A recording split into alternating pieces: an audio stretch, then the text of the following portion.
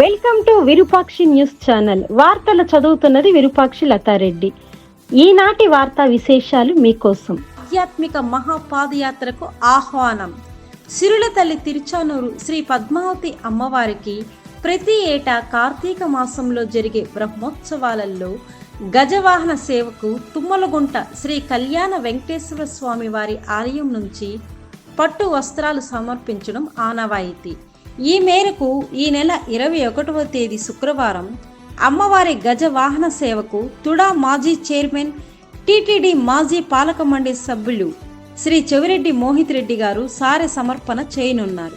కావున చంద్రగిరి నియోజకవర్గం పరిధిలోని 6 మండలాల నుంచి అమ్మవారి భక్తులు, సర్పంచులు, ఎంపీటీసీలు, ఎంపీపీలు, వైస్ ఎంపీపీలు, జెడ్పీటీసీలు, వైఎస్ఆర్ కాంగ్రెస్ పార్టీ నాయకులు, కార్యకర్తలు పెద్ద ఎత్తున తరలివచ్చి సారె సమర్పణలో భాగస్వామ్యం కావాలని ఈ సందర్భంగా చెవిరెడ్డి మోహిత్ రెడ్డి విన్నవించారు.